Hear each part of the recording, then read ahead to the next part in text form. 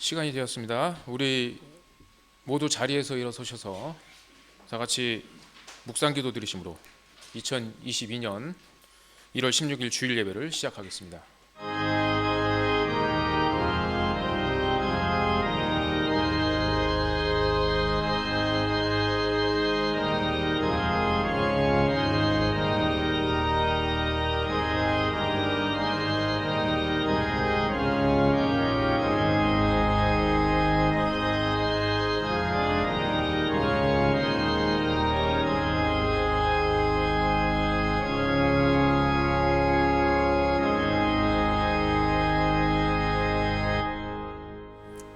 개회 찬송 부르시겠습니다. 찬송가 32장입니다.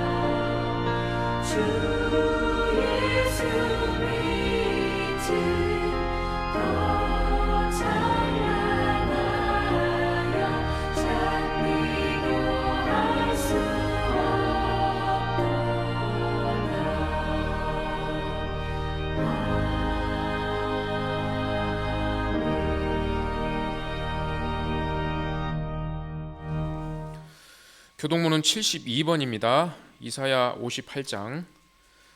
내가 기뻐하는 금식은 흉악의 결박을 풀어주며 멍에의 줄을 끌어주며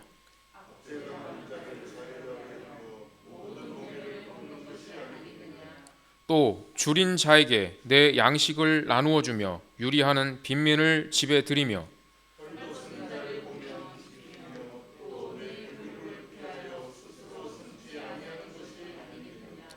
그리하면 내 빛이 새벽같이 비칠 것이며 내 치유가 급속할 것이며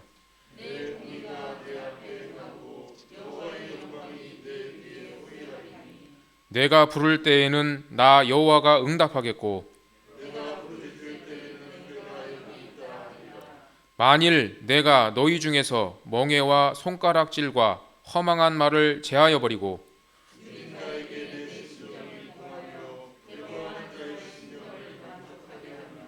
내 빛이 흑암 중에서 떠올라 내 어둠이 낮과 같이 될 것이며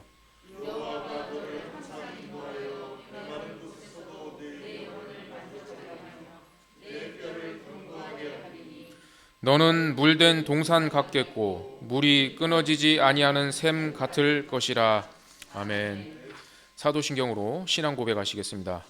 전능하사 천지를 만드신 하나님 아버지를 내가 믿사오며 그 외아들 우리 주 예수 그리스도를 믿사오니 이는 성령으로 잉태하사 동정녀 마리아에게 나시고 본디오 빌라도에게 고난을 받으사 십자가에 못 박혀 죽으시고 장사한 지 사흘 만에 죽은 자 가운데서 다시 살아나시며 하늘에 오르사 전능하신 하나님 우편에 앉아 계시다가 저리로서 산자와 죽은 자를 심판하러 오시리라. 성령을 믿사오며 거룩한 공예와 성도가 서로 교통하는 것과 죄를 사하여 주시는 것과 몸이 다시 사는 것과 영원히 사는 것을 믿사옵나이다. 아멘. 다 같이 자리에 앉으셔서 찬송가 278장을 부르시겠습니다.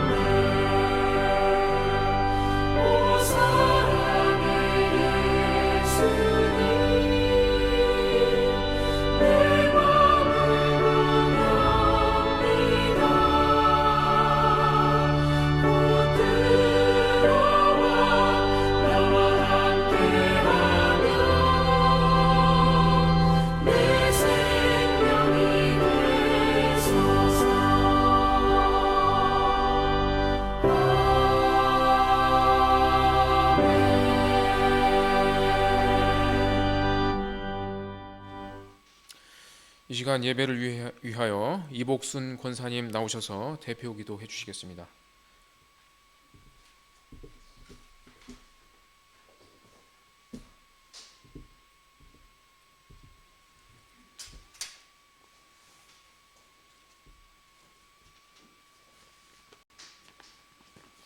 다 함께 기도드리겠습니다. 세상 끝날까지 우리와 함께 하시는 사랑의 아버지 하나님, 우리 주 예수 그리스도의 이름으로 감사와 찬미와 영광을 올려드립니다. 매일매일 새날을 주시고 오늘은 또 이렇게 새 주일을 주신 주님, 주 예수 그리스도의 이름으로 모인 이곳에 성령님 임하여 주시옵시고 제약된 모든 것을 십자가 밑에 내려놓고 마음과 뜻과 성품을 다하여 온전한 예배를 드릴 수 있도록 도와주시옵소서.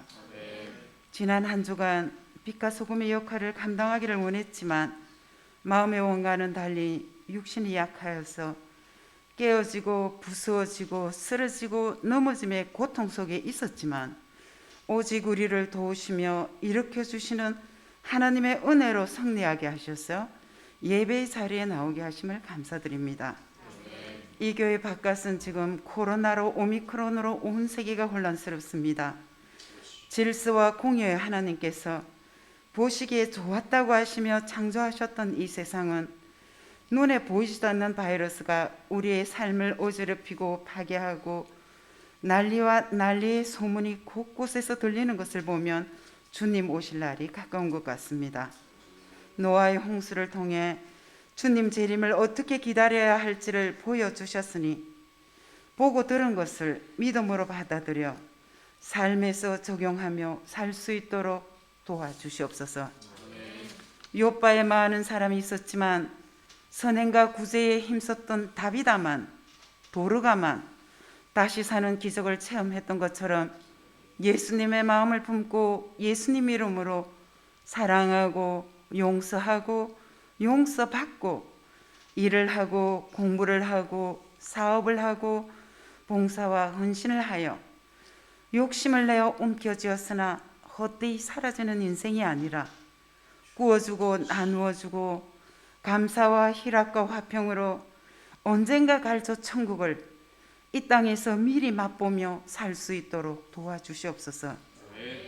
예수님의 명령을 사랑을 삶에서 실천하시며 사시는 귀한 목사님, 복음의 확장에 대해 말씀하실 때에 성령님의 능력으로 충만하게 하시어서 저희들의 마음에 성령의 감동과 감화가 임재하여 이 작은 교회가 예수님의 제자들로 가득 차서 구원의 말씀을 가르쳐 지키게 하여 주님을 기쁘시게 하는 저희들이 될 수 있도록 도와주시옵소서.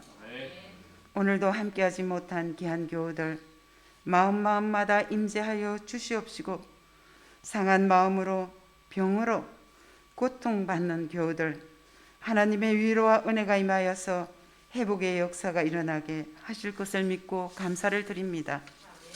온라인으로 예배를 드리는 귀한 성도들에게도 이 예배가 생명 구원의 시간이 될 수 있도록 은혜 내려 주시옵소서. 믿는 자에게 구할 것은 충성이라고 하셨으니 세움을 받은 모든 직분자들이 오른손이 하는 것을 왼손이 모르는 겸손과 순종으로 낮은 마음으로 열심히 봉사와 헌신을 하여 하나님께 칭찬받는 귀한 일꾼들이 될 수 있도록 심령마다 은혜 내려 주시옵소서. 온 세계 방방곳곳에서 이름도 없이 빛도 없이 추위와 더위와 외로움과 경제적인 어려움 속에서도 묵묵히 복음을 전거하여 가르쳐 지키게 하시는 귀한 선교사님들께 주님의 놀라우신 기적의 역사가 위로가 임재하게 도와주시옵소서. 오늘도 예배를 위해 수고한 모든 손길들 30배 60배 100배의 복으로 채워주실 것을 믿고 감사드리며 세상 끝날까지 지키시고 함께 하시고 사랑해 주실 우리 주 예수 그리스도의 이름으로 간절히 기도드립니다.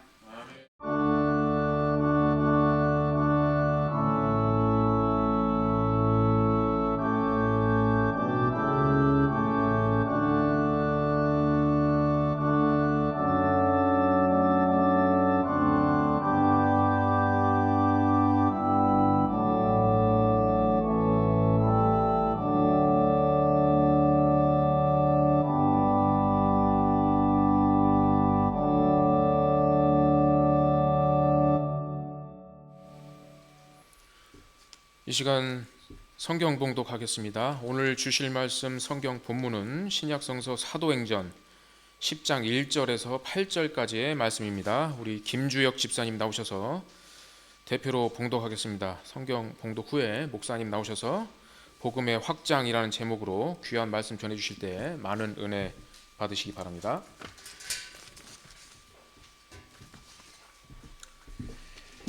말씀 봉독하겠습니다. 가이사라에 고넬료라 하는 사람이 있으니 이달리아 부대라 하는 군대의 백부장이라. 그가 경건하여 온 지방과 더불어 하나님을 경외하며 백성을 많이 구제하고 하나님께 항상 기도하더니 하루는 제 9시쯤 되어 환상 중에 밝히 봄에 하나님의 사자가 들어와 이르되 고넬료야 하니 고넬료가 주목하여 보고 두려워 이르되 주여 무슨 일이니까?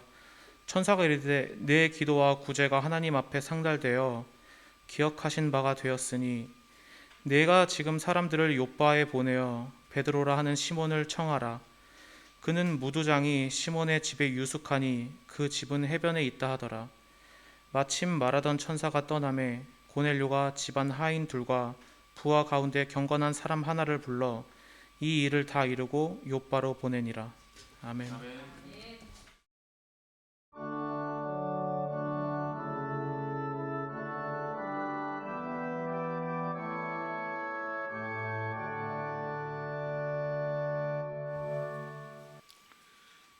오늘 우리가 함께 읽은 본문은 사도행전에서 매우 중요한 장이 되겠습니다. 왜냐하면 예수 그리스도의 복음이 이제 유대인을 넘어서 이방인에게로 확장되어가는 그런 장이기 때문입니다.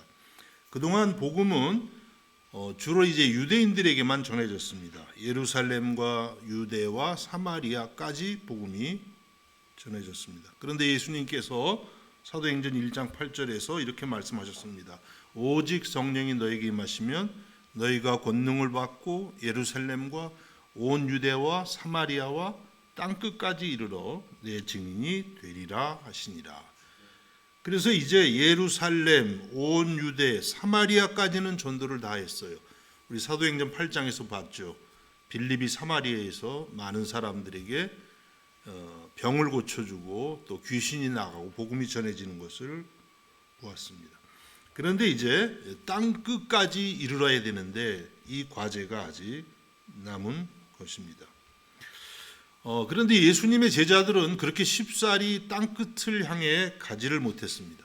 또 땅 끝이라고 하는 것은 지역적으로 뭐 이스라엘에서 가장 먼 곳을 의미한다기보다도 이방인, 우리가 사도행전 8장에 보면 에티오피아 내시가 예수님 믿는 내용이 나오죠.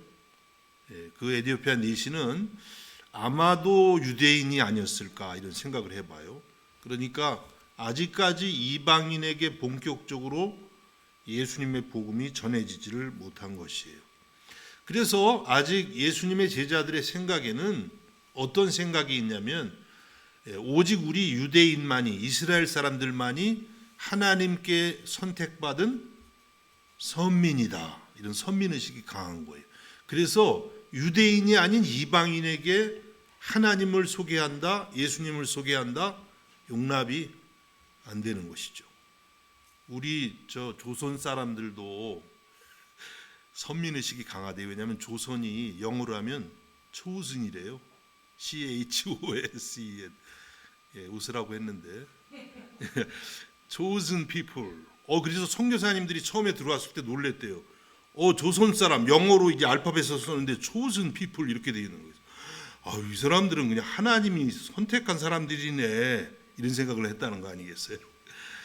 믿거나 말거나 진짜입니다. 그렇게 이제 선교사들이 했다는 거예요. 선민 의식이 글쎄 강한 거 뭐 꼭 나쁘다고는 할 수는 없죠. 우리나라 사람들도 대단하죠. 단일 민족 아닌데 사실 단일 민족이라 그러고 아주 선택된 민족으로서의 자부심이 굉장한데 지금 예수님의 제자들도 아직 그런 정신적인 상태에 있는 거예요. 조금 변했지만 이방인을 향해서 적극적으로 복음을 전하지는 못하고 있는 그런 상태입니다. 그런데 사도행전 10장이 어떤 장이냐면 유대인의 그 편견이 다 깨지면서 복음이 이방인에게로 적극적으로 전해지는 그런 장이에요. 굉장히 전환점이 되는 그런 장이라고 할 수가 있겠습니다. 이 10장을 아주 짧게 요약하면 이렇습니다. 로마 군대의 백부장이었던 고넬료라는 사람이 있었습니다. 하루는 그가 기도하는데 하나님의 음성을 들어요. 이제 요빠라고 하는 지역에 가면 베드로가 있을 텐데, 우리 지난주에 다비다 볼 때 베드로가 요빠에 갔잖아요. 그 사람을 초청을 해서 이제 하나님의 말씀을 들으라고 한 것이죠. 또 그때에 이제 이 사도행전 10장을 요약하면 베드로도 이제 얼마 지나지 않아서 또 환상을 봤는데, 그 환상의 내용의 핵심은 뭐냐면 앞으로 이방인을 부정하게 여기지 말아라, 이런 내용이에요. 부정하게 여기니까 지금 복음을 못 들고 나가잖아요.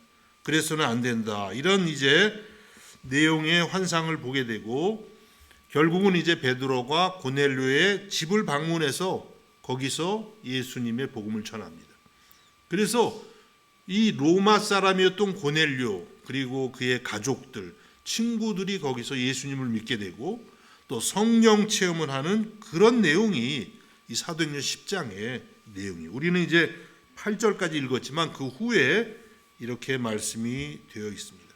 그래서 이 10장은 복음이 그냥 뭐 이웃집에 전해진 정도가 아니고, 또 유대 전체 혹은 사마리아 정도까지 전해진 게 아니라 완전히 이방인에게 확장되는 그런 복음의 확장의 역사가 기록이 되고 있습니다. 큰 사건이죠. 기독교 역사의 아주 큰 사건이에요.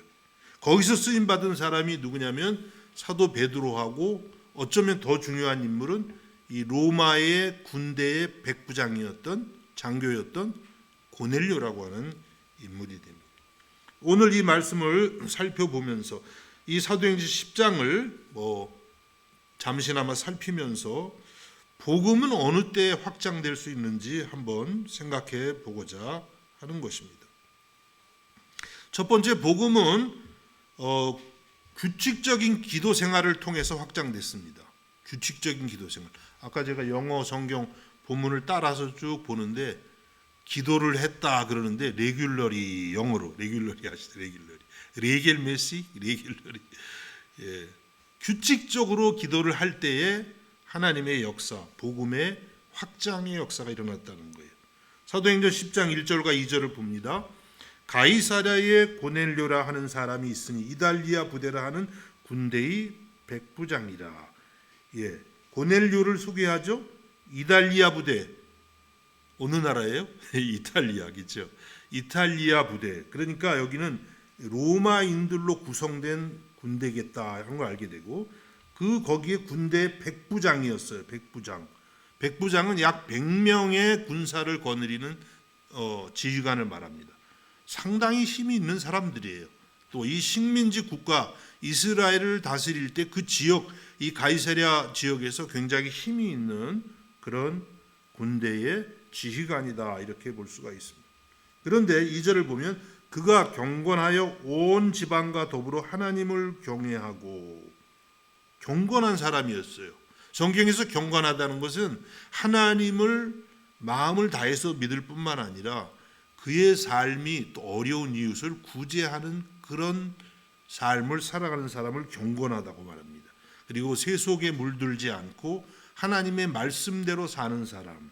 그래서 고넬료는 경건하여 온 지방과 더불어 하나님을 경외하며, 자기만 예수님을 믿은 게 아니고 이 고넬료가 믿은 게 큰 사건이에요. 그렇죠?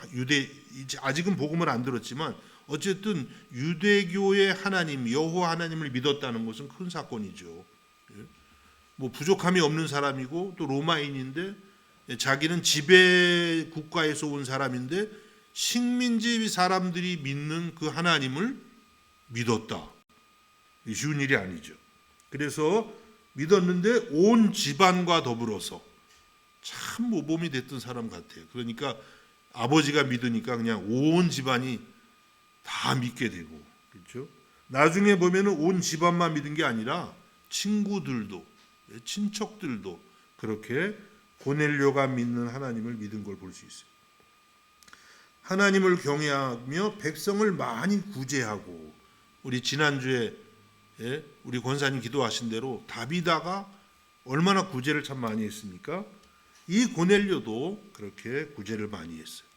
다비다 때 이 얘기를 했기 때문에 오늘 구제는 조금 빼놓고요. 그 다음에는 하나님께 항상 기도하더니, 형식적으로 그냥 내가 여기 다스릴 때 식민지 백성들에게 좀 점수 좀 따야지 이렇게 믿은 게 아니에요. 정말 진실되게 항상 기도하는 사람이었다고 그렇게 말씀을 하고 있습니다. 하나님께서 고넬료를 택하신 이유, 그것은 다른 것이 아니라 이와 같이 이방인이지만 이미 유대교의 하나님을 잘 믿는 사람이었기 때문에, 그리고 그 사람이 굉장히 또 본이 되는 신앙생활을 했기 때문에 하나님이 특별히 이 일을 위해서 택하신 것입니다. 그래서 사도행전을 보면 하나님은 참 다양한 사람들을 택해서 쓰시는 걸 볼 수가 있어요. 예를 들면 사도 바울 같은 사람, 교회를 가장 박해했는데 그 사람은 인간적인 관점에서 보면 택하시면 안 될 것 같은데 그 사람을 택해가지고 그냥 온 유럽을 복음화시키는 일에, 또 소아시아 지역을 복음화시키는 일에 쓰셨습니다. 기독교 역사의 가장 위대한 사도로. 말도 안 되는 거죠, 우리 인간적으로 생각하면. 그렇죠?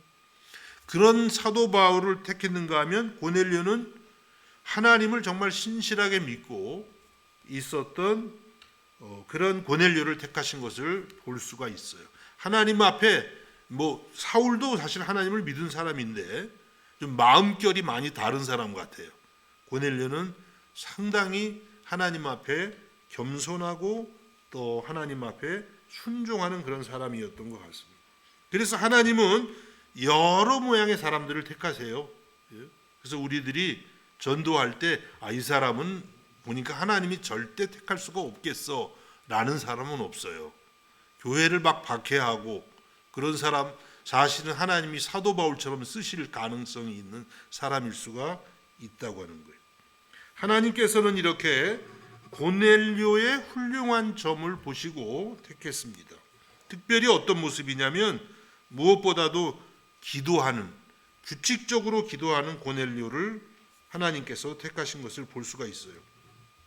사도행전 10장 3절 이하를 보면, 하루는 제9시쯤 되어 환상 중에 밝히 봄에 하나님의 사자가 들어와 이르되 고넬료야 하니, 9시쯤 되어, 이것은 무슨 말씀이냐면 고넬료가 9시 기도 시간에 규칙적으로 기도했다는 거예요.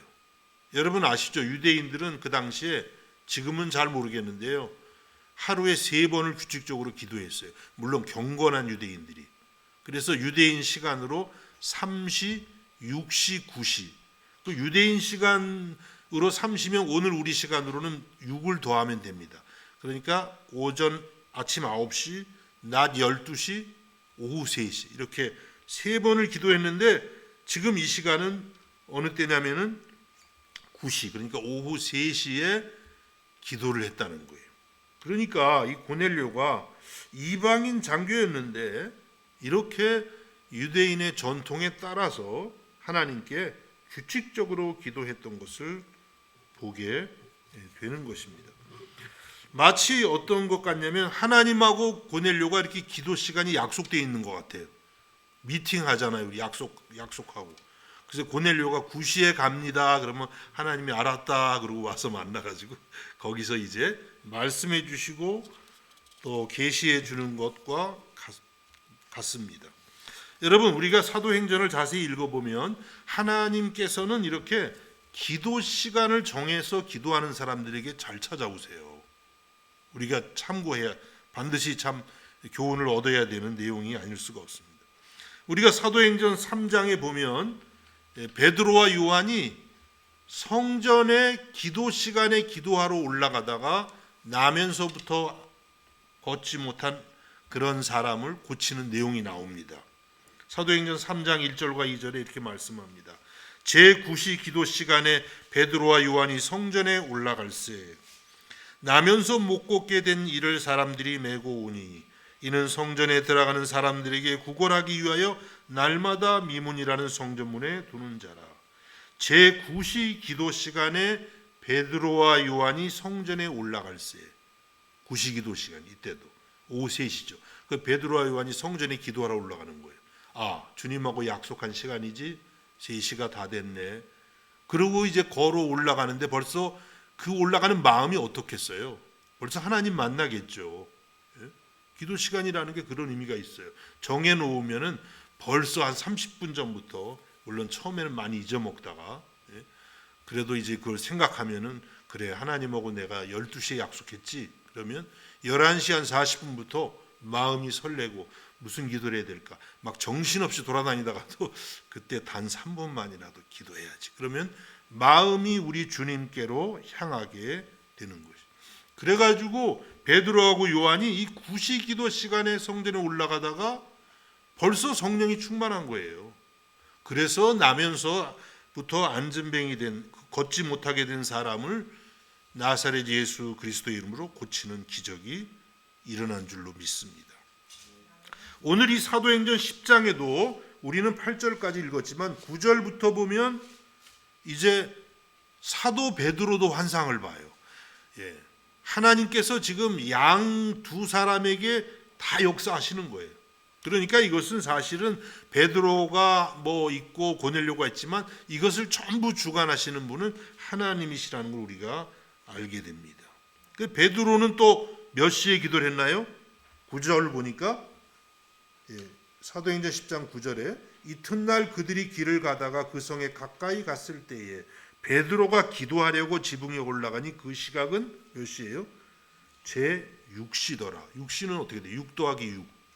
유대인의 6시고 우리에게는 12시. 정오가 되는 거죠.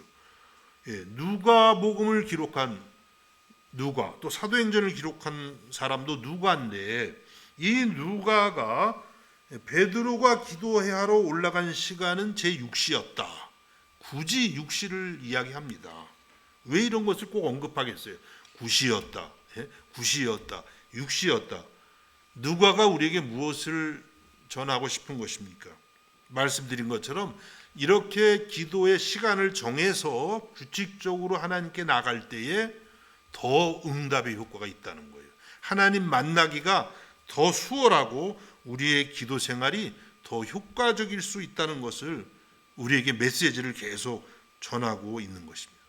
그래서 베드로는 또 6시에 기도 시간에 올라가서 이런 역사가 일어난 것입니다. 여러분, 우리는 항상 기도해야 되는데 그러나 이렇게 기도 시간을 정해서 기도하면 더 효과적이라는 것을 오늘 하나님께서 이 사도행전을 통해서 말씀하시는 줄로 믿습니다. 그래서 여러분들도 나름대로의 기도의 시간과 습관을 한번 만들어 보세요. 습관이 없이 그냥 항상 한다는 게 쉽지가 않아요. 근데 습관이 한번 들면 어떻게 돼요? 안 하려 그래도 근데 습관 들기까지가 어렵지. 근데 보통 습관 드는데 한 얼마나 그러더라? 한 2달 정도만 하면 된다 그러대요, 모든 게. 뭐 사실 그렇게 오래 걸리는 것도 아니죠. 그래서 여러분들도 뭐 예를 들면 새벽 5시 너무 이르죠. 저도 못하면서 아침 7시 예를 들면 꼭 안 맞아도 돼요. 아침 먹기 전에 뭐 여러분 나름대로 정하는 거예요. 낮에 12시, 1시 뭐 어떤 때가 됐든지 저녁 7시 아니면 자기 직전에 뭐 그건 꼭 시간이 안 맞아도 돼요. 이렇게 우리가 하루에 뭐 3번이 됐든 1번이 됐든 이렇게 시간을 정해서 이때는 내가 하나님하고 만나는 때입니다. 뭐 하나님께서 알았다 그때 갈게. 뭐 하나님이 꼭 그렇지는 않으시겠지만은 그러한 역사가 이렇게 성경에 기록이 되고 있는 것입니다. 여러분, 올해는 여러분들이 여기 지금 고넬료처럼 혹은 베드로처럼 기도의 시간을 정해서 기도하는 습관을 만들고 그래서 정말 하나님을 깊이 만나는 한 해가 될 수 있기를 주님의 이름으로 축복합니다. 우리가 기도할 때에 특별히 마태복음 7장 7절과 8절 말씀을 꼭 붙들 필요가 있습니다. 우리가 기도하는데 그냥 기도해야지라고 해서 되는 것이 아니라 이 주님의 기도에 대한 명령 그리고 또 거기에 대한 응답의 약속이 담겨 있는 말씀을 붙들면 기도하는 데 큰 힘이 됩니다. 마태복음 7장 7절과 8절에 예수님이 말씀하십니다. 구하라 그리하면 너에게 주실 것이요 찾으라 그리하면 찾아낼 것이요 문을 두드리라 그리하면 너에게 열릴 것이니 구하는 이마다 받을 것이요 찾는 이는 찾아낼 것이요 두드리는 이에게는 열릴 것이니라. 네. 참 단순한 말씀이에요. 어려운 말씀 아니죠. 기도하라는 거예요.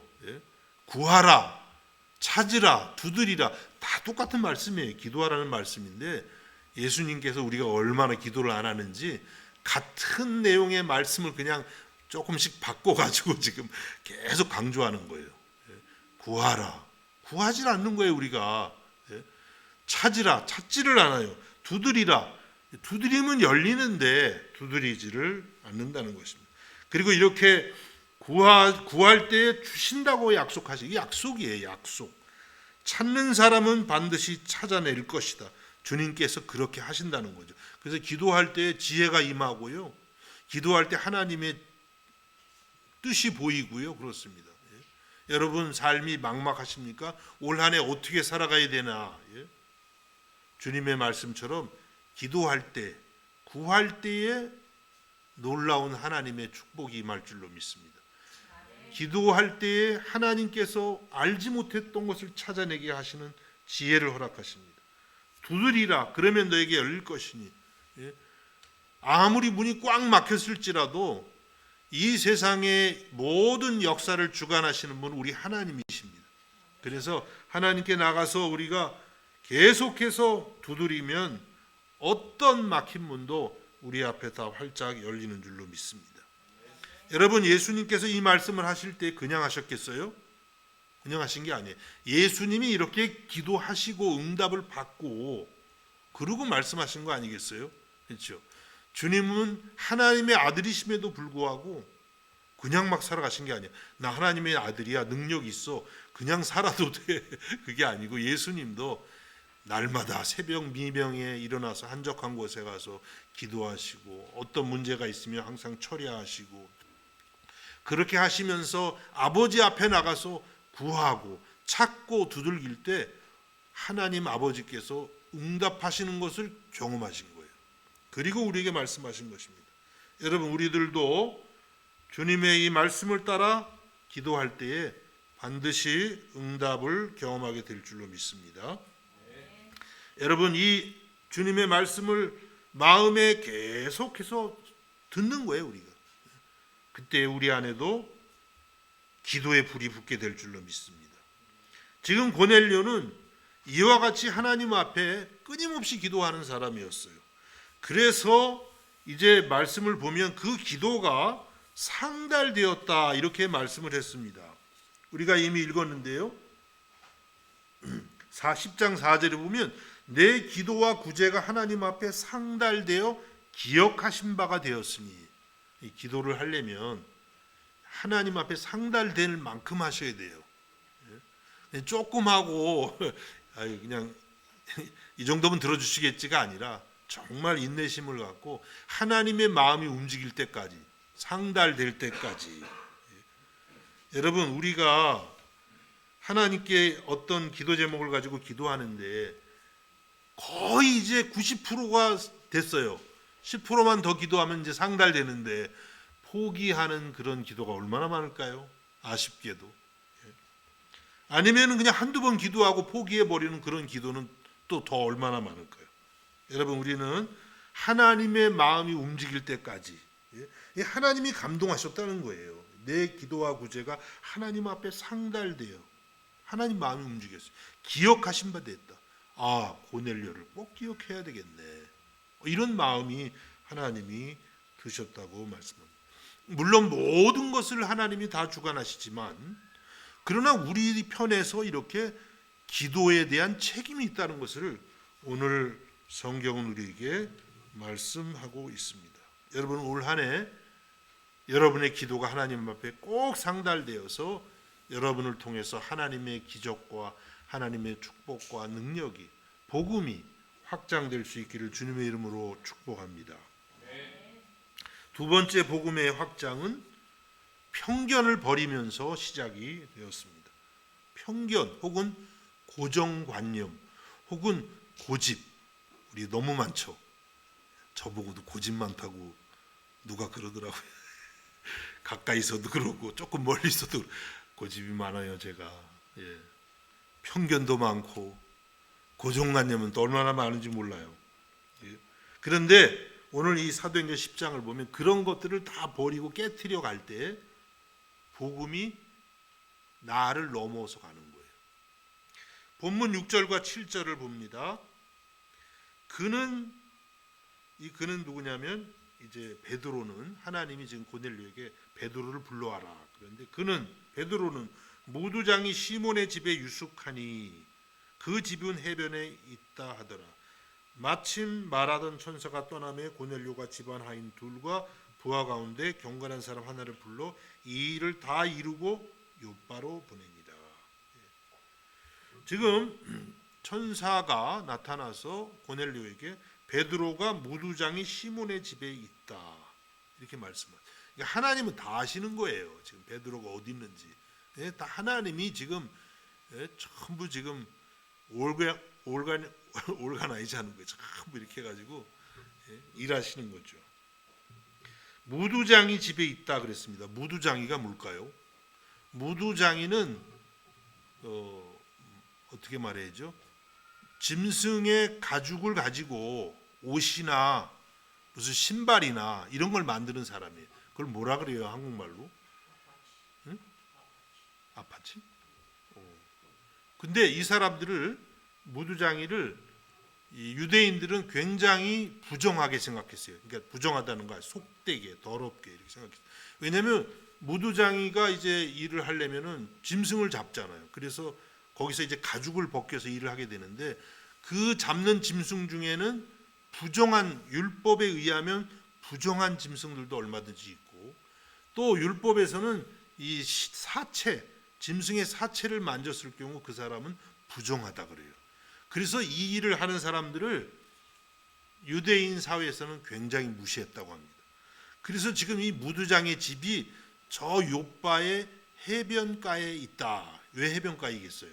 사람이 없는 데 가서 이런 일을 할 수밖에 없었던 것이죠. 그런데 지금 베드로가 바로 그 무두장이 집에 있는 거예요. 베드로는 유대인인데 그 부정한 사람의 집에 있다는 것은 무슨 뜻이 될까요? 베드로가 그 자기가 갖고 있던 유대인으로서의 그 어떤 고정관념을 상당히 버렸다는 걸 알 수 있죠. 그래서 거기 머무르는 거예요. 아마도 이 무두장이도 예수님을 믿은 주 안에서의 형제가 아닐까 이런 생각도 해보는 것입니다. 또 고넬료의 경우도 하나님께서 왜 무두장이 집에 있는 사람을 데려오라 그러시지? 고넬료도 잘 알 거 아니에요.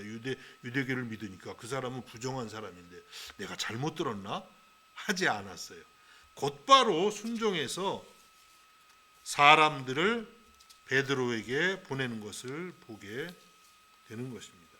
그래서 이 사도행전 10장은 이와 같은 고집과 편견을 버리면서 복음이 확장되었다는 것을 말씀하고 있는 것입니다. 여러분 우리나라 초대교회 때도 그랬다 그러죠.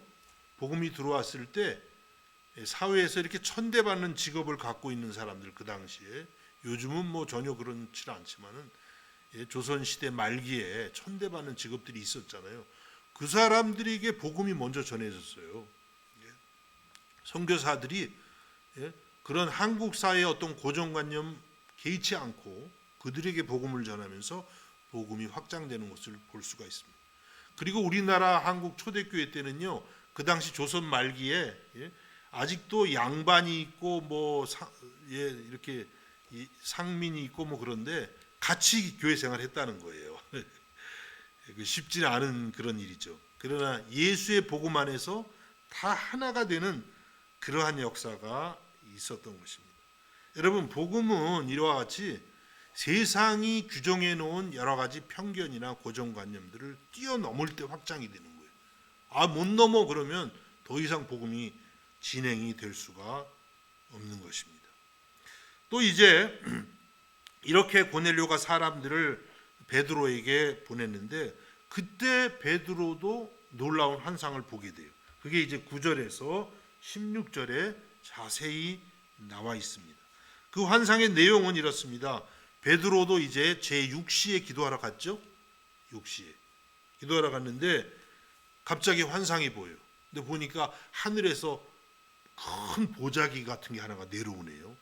이 양쪽 네 군데로 이렇게 뭐 끈이 이렇게 달려 있고, 근데 그 안에를 이렇게 보니까 거기에 네 발 달린 짐승들도 있고 기어다니는 뭐 뱀 같은 파충류도 있고 날아다니는 새도 있고 짐승들이 가득한 거예요. 근데 베드로가 이렇게 보니까 레위기 11장, 구약 레위기 11장 율법에 의하면 하나님이 금하신 그런 짐승들이 거기 있는 거예요. 하나님께서 구약 시대는 먹을 수 있는 짐승, 먹지 못하는 짐승 구분해 놨거든요. 베드로가 보니까 전부 다 부정한 음식들이에요. 그런데 하나님께서 베드로에게 이렇게 말씀을 하십니다. 사도행전 10장 14절과 15절에 보니까 하나님께서 베드로에게 그것을 잡아 먹으라, 그렇게 말씀하세요. 베드로가 어떻게 했을까요? 사도행전 10장 14절과 15절에 보니까 이렇게 말씀합니다. 베드로가 이르되 주여 그럴 수 없나이다. 잡아먹을 수 없다는 거예요. 속되고 깨끗하지 아니한 것을 내가 결코 먹지 아니하였나이다 한데 그동안 한 번도 이런 율법에서 금한 음식을 먹은 적이 없습니다. 난 그럴 수는 없습니다. 하나님이 잡아먹으라고 하는데 그럴 수 없습니다. 이 베드로가 좀 성격이 있어요. 있죠? 근데 또 두 번째 소리가 있으되 하나님께서 깨끗하게 하신 것을 내가 속되다 하지 말라 하더라. 하나님께서 이제 더 이상 복음 안에서는 그런 것들이 부정하지 않다. 이제 그것을 잡아 먹으라고 그렇게 말씀을 하신 것입니다. 무슨 뜻입니까? 하나님은 이 환상을 통해서 베드로에게 앞으로 이제 그동안 내가 부정하다고 여겼던 이방인들을 복음 안에서 예수 안에서 이제는 부정하게 여기지 말라는 그런 말씀을 주신 거예요. 베드로의 율법적인 편견과 고정관념을 복음으로 이제 깨트리시는 것을 보게 됩니다. 그래서 베드로가 이 이방인의 집 고넬료의 집을 방문하게 된 것입니다. 사도행전 10장 28절과 29절에 베드로가 이제 고넬료의 집에 왔습니다. 이렇게 말씀합니다. 이르되 유대인으로서 이방인과 교제하며 가까이 하는 것이 위법인 줄은 너희도 알거니와. 율법에 의하면 지금 법을 어기는 거예요. 이 베드로는 체포 대상이에요. 하나님께서 내게 지시하사 아무도 속되다 하거나 깨끗하지 않다 하지 말라 하시기로 부름을 사용하지 아니하고 왔느라 묻더니 무슨 일로 나를 불렀느냐. 이렇게 베드로는 이 환상을 통해서 자기의 모든 편견들을 다 버리고 이방인의 집을 방문하게 되었던 것입니다. 거기서 이제 복음의 역사가 일어나게 되는 것이죠. 여러분, 복음이 우리를 넘어서 확장되려면 이와 같이 우리의 고정관념 내지는 편견을 하나님의 능력으로 깨트려야만 하는 것입니다. 로마서 3장 22절에 이렇게 말씀합니다. 곧 예수 그리스도를 믿음으로 말미암아 모든 믿는 자에게 미치는 하나님의 의인이 차별이 없느니라. 복음에는 차별이 없어요. 조건이 하나가 있어요. 누가 됐든 예수를 믿는 거예요. 예수를 믿으면 그 사람이 누가 됐든 뭐 그 사람의 과거 종교가 어떻든 신분이 어떻든 인종이 어떻든 또 뭐가 있나요? 성격이 어떻든 뭐 과거가 어떻든 상관없어요. 예수님을 믿으면 그 사람이 어떻든지 간에 차별이 없이 하나님의 의가 선물로 주어지는 줄로 믿습니다. 그래서 우리가 그런 차별 없는 복음을 받았기 때문에 우리들도 차별을 하면 안 되는 거예요. 우리 성도들은요, 차별을 하고 구분하는 걸 굉장히 조심해야 됩니다. 실제 여러분의 과거를 한번 돌아보세요. 그런 분들 많더라고요. 내가 어떻게 예수를 믿었는지 모르겠어. 내가 보니까 여러분은 다 착해서 그냥 믿을만 하시네요. 근데 보면 그런 분들 많아요. 도대체 나 같은 사람을 왜 하나님이 택했지? 그러지 않아요, 여러분? 저는 이해를 못해요. 아직도 내가 왜 예수를 어떻게 믿게 됐지? 목사님 도대체 어떤 분이길래 다 사연이 있어요. 어떻게 해서 내가 믿고 지금 꿈꾸는 거 아니죠? 저 여기 앞에 나와서 뭐 목사라고 말씀드려 있을 수가 없는 얘기예요, 저한테. 네. 기적이죠. 하나님의 은혜인 것입니다. 그래서 우리가 구원 얻은 것은 전부 하나님의 은혜예요. 뭐 여러분이 뭐 부모님이 믿어서 믿었든가 어떻게 뭐 여러분 스스로 도를 찾다가 믿었든 관계 없습니다. 전부 하나님의 은혜로 우리가 구원을 받은 것입니다. 그래서 우리는 내 안에 이 하나님의 은혜가 아니라 내가 갖고 있는 고정관념이나 편견이 나에게 아직 남아 있는지 늘 살펴야 됩니다. 제가 어느 존경하는 목사님이 호남 지역에 계시는데 이 교회는 아주 십수년을 이제 전도 여행을 해요. 어린이부터 어른까지 꽤 큰 교회인데 주로 어디를 가냐면 경남의 거창이나 밀양, 꼭 이 경남 경북 지역 그쪽으로 가서 복음을 전하시더라고요. 뭐 그럴 수도 물론 있지만 참 그게 귀한 것 같아요. 우리가 호남 지역이니까 여기서만 전도하자가 아니라 저 경남 경북 지역에 가서 복음을 전합니다. 그래서 아주 그냥 무더운 여름에 어린이들까지 다 해가지고 얼마나 고생들을 하고 거기서 또 봉사활동을 하고 저녁에는 문화 행사하고 복음 전도 집회를 해서 복음을 전하는 그런 일을 하고 또 그쪽 반대 이런 지역에 많은 구제 활동을 하는 모습을 볼 수가 있었습니다. 아마 그런 생각이 계시는 것 같아요. 복음은 이렇게 차별이 없이 여러 가지 이런 세상이 만들어 놓은 경계들을 뛰어넘는데 큰 의미가 있다 이렇게 생각을 하시는 것 같습니다. 여러분 우리들도 복음을 증거하는 사람들이 되고 복음을 확장해가는 사람들이 되려면요 이런 모든 편견과 경계들을 다 무너뜨려야 됩니다. 혹시 여러분들 중에 예수님보다 더 높아진 그런 경계와 고정관념과 편견이 있나요? 다 무너뜨릴 수 있기를 주님의 이름으로 축복합니다. 그때 여러분을 통해서 복음이 능력 있게 확장될 줄로 믿습니다. 특별히 이 시대는 전도 방법에 대한 고정관념도 변화를 요구받고 있어요. 전도 방법. 전에는 전도 방법이 어땠어요? 사람 만나서 하는 거죠. 예전에 한 7, 80년대는 한국에서 유행한 전도 방법이 축호 전도라는 거예요. 축호 전도 뭔지 아세요? 집집마다 방문해서 노크하고 저 전도하러 왔습니다. 그러면 그 당시는 사람들이 아유 들어오세요 많이 이랬어요. 그래가지고 거기서 복음을 전하고 많이 믿었어요. 요즘에 그러면 어떻게 돼요? 큰일 나죠. 뭐 싸움 나고 난리 날 거예요, 그죠? 뭐 지금도 그렇게 그걸 고집하는 교회도 있긴 있고 또 되기도 하더라고요. 근데 이제 뭐 코로나19 이후로는 점점 대면이 어려워졌죠. 뭐 코로나가 이제 끝난다고 해도 앞으로 이제 시대가 다시 이렇게 옛날로 돌아가기는 어려울 것 같다 그러더라고요. 대면이 이제 아무래도 좀 줄고 주로 이제 영상이라든지 또 요즘에는 뭐 메타버스가 또 뭐예요? 메타버스 들어보셨어요? 무슨 버스를 타고 가는 건 아닐 텐데 유머였습니다. 가상현실 세계 이래가지고 뭐 요즘에 그냥 10대 밑으로 아이들은요 이 메타버스 안에서 논대요. 우리는 아직까지 뭐 유튜브라든지 뭐 그런 데 많이 놀잖아요, 그렇죠? 이제 이거 벌써 이제 한물 간대요. 그래서 요즘 아이들은 딴 데서 지금 또 막 뭐 논다 그러더라고요. 그래서 이제 전도 방법도 바뀔 수밖에 없어요. 여러분 예수님의 복음은 바뀌지 않아요, 그렇죠? 예수님의 복음은 언제나 변함없습니다. 우리의 모든 죄를 위해서 십자가에 피 흘려 죽으셨고 주님이 우리에게 영생을 주시기 위해서 우리를 의롭다 하시기 위해서 다시 살아나셨습니다. 이것이 복음이에요. 이건 변함이 없어요. 주님의 십자가와 부활의 복음은 영원한 것입니다. 그런데 이 복음을 전하는 방법과 도구는 늘 바뀌어야 되는 거죠. 항상 옛날 방법, 그때 이렇게 했기 때문에 이렇게 하면 저도 좀 그런 위험이 많아요. 고집이 세다 보니까 옛날 방법을 해야지. 온라인은 좀 가급적이면 하지 말아요. 뭐 이런 생각, 이게 얼마나 참 어리석은 거죠. 위험하고. 그렇죠? 다 깨트려야 돼요. 새로운 방법을 우리는 배워나가고 예? 그것을 활용해서 오히려 더 교회가 세상보다 더 앞서가면서 복음을 전하는 그러한 우리가 되어야만 될 줄로 믿습니다.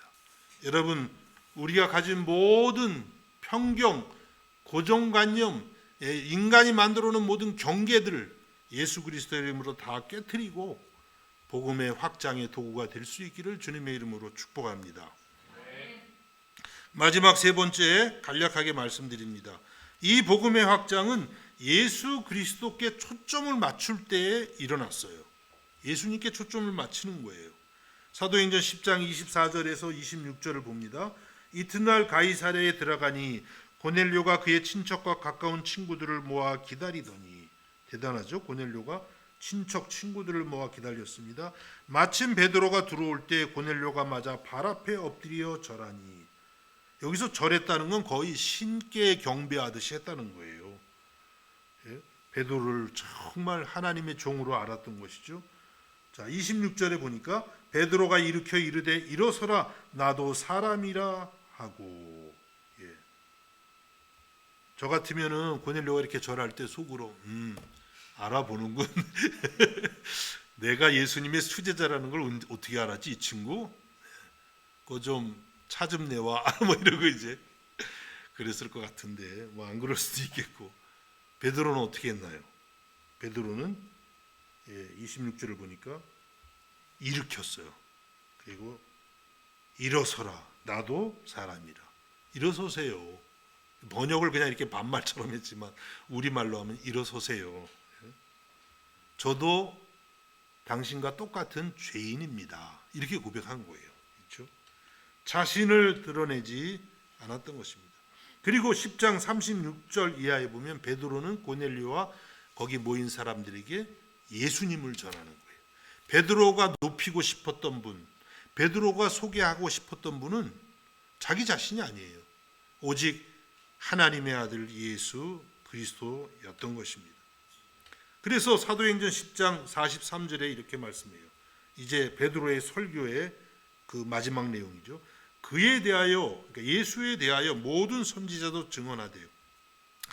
그를, 예수를 믿는 사람들이 다 그의 이름을 힘입어, 예수님의 이름을 힘입어 죄사함을 받는다 하였느니라. 복음을 전하는 거예요. 예수님의 십자가와 부활의 사건을 통해서 이제 예수 그리스도가 우리의 구주이심이 확증되었는데, 그 예수님의 이름을 믿게 되면 그 이름을 힘입어 죄사함을 받는다는 죄사함의 복음을 전한 것입니다. 그때 어떤 일이 일어났습니까? 사도행전 10장 44절입니다. 베드로가 이 말을 할 때 성령이 말씀 듣는 모든 사람에게 내려오시니, 예수 그리스도의 복음을 증거할 때 거기 성령님이 막 내려오시는 거예요. 예? 여러분 그렇습니다. 언제 성령이 역사합니까? 예수님을 증거할 때, 예수님에게 초점을 맞출 때에 성령이 임하시는 거예요. 그래서 여러분들이 성령을 체험을 하고 싶으시면 여러분들의 관심과 삶의 목적과 모든 것이 예수님이 돼야 돼요. 성령님은 언제 역사하시냐면 예수님을 증거하기 위해서, 예수님을 높이기 위해서 임하시는 분이 성령님이거든요. 그래서 베드로가 이렇게 예수 그리스도의 복음을 증거할 때 거기 모인 사람들에게 성령님이 임하고 교회가 부흥이 되었던 것입니다. 여러분 우리들도 복음의 확장을 경험하려면 이와 같이 우리의 모든 초점이 예수 그리스도에게 가 있어야 되는 줄로 믿습니다. 우리 자신이 아니에요. 우리 심지어 우리 교회도 아니에요. 물론 나가서 비엔나 장로교회 좋습니다. 뭐 그럴 수는 있죠, 당연히.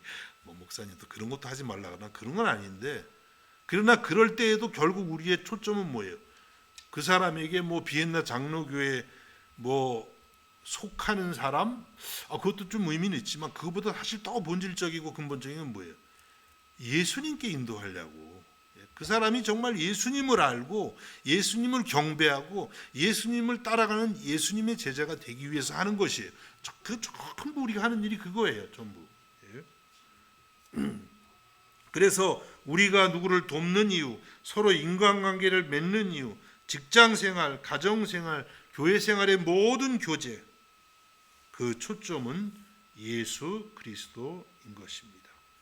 여러분, 이런 점에서 오늘 우리가 과연 어디에 초점을 두고 있는지 늘 생각해 볼 필요가 있습니다.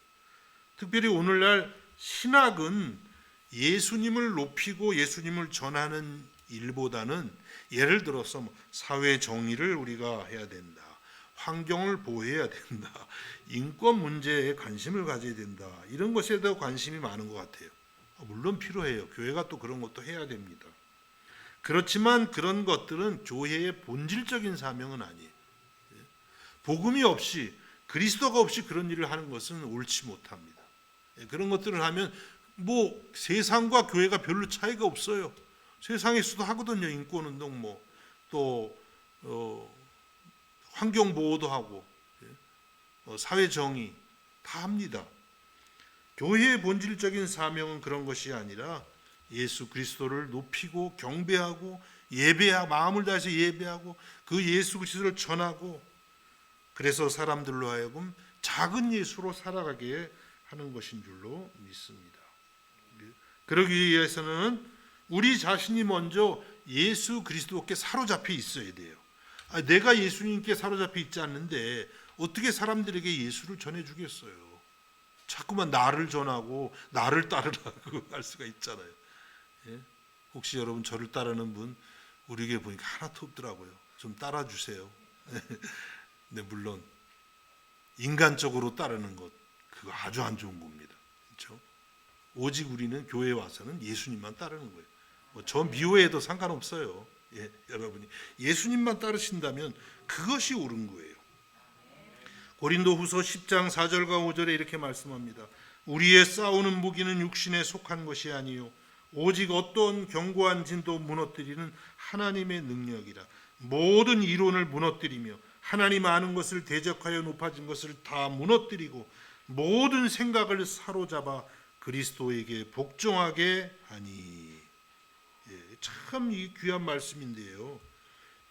하나님께서는 하나님을 아는 것, 그 외에 어떤 다른 모든 이론이나 사상이나 이런 것들을 하나님은 다 무너뜨린다는 거예요. 아무리 우리가 올 때 괜찮아 보여도요, 이 세상에 이런 사상이나 개념이나 혹은 정치 사상이나 이런 것들 완전한 게 없어요. 그래서 우리 성도들은 모든 생각을 사로잡아 그리스도에게 복종하게 하는 거예요. 예수님께 사로잡힌다는 거죠. 여러분 마음을 지금 무엇이 사로잡고 있어요? 혹시 예수님보다 여러분 마음을 더 사로잡고 있는 어떤 것이 있지 않나요? 그런 것이 있다면 우리가 다 회개하고 내려놓고 온전히 예수님께만 사로잡힐 수 있기를 주님의 이름으로 축복합니다. 그때 우리를 통해서 예수 그리스도의 복음이 날로 확장되는 줄로 믿습니다. 이러한 한 해가 될 수 있기를 우리 주님의 이름으로 축복합니다. 기도하겠습니다.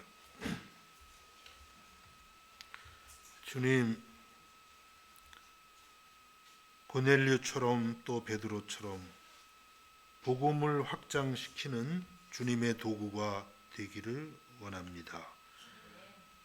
규칙적으로 기도하는 기도의 사람이 되게 해주시고 우리에게 있는 모든 편견과 고정관념들을 다 깨트릴 수 있게 주옵시며 오직 예수 그리스도께 사로잡혀서 주의 복음을 전할 수 있는 저희가 되게 하여 주시옵소서. 예수님의 이름으로 기도하옵나이다. 아멘.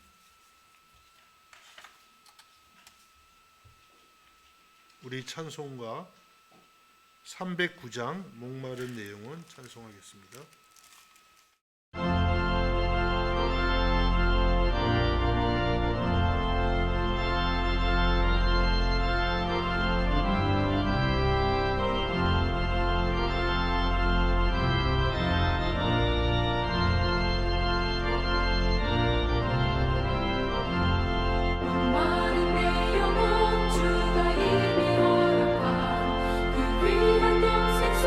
주용할 만합니다.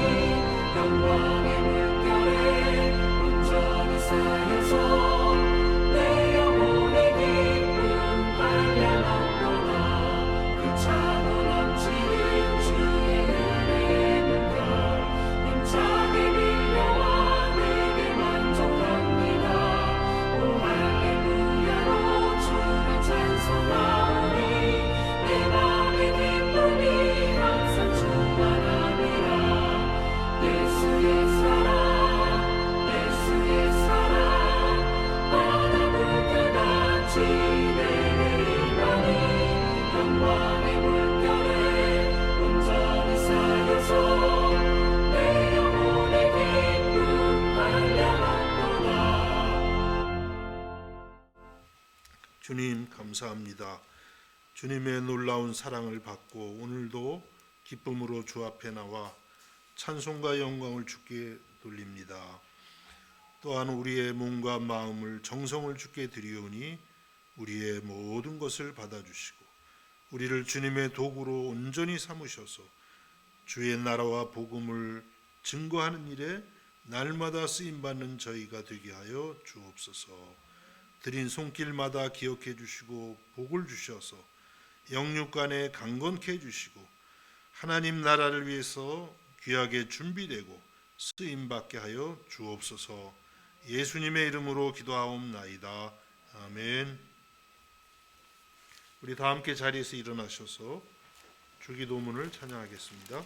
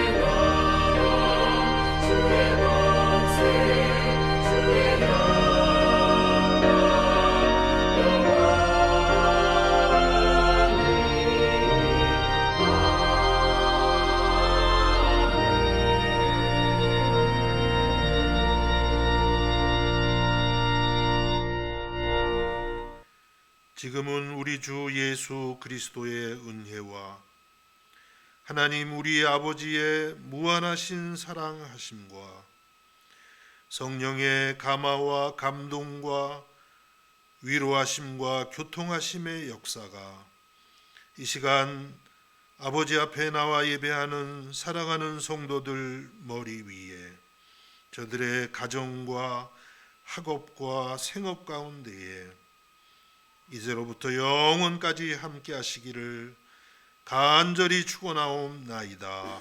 아멘.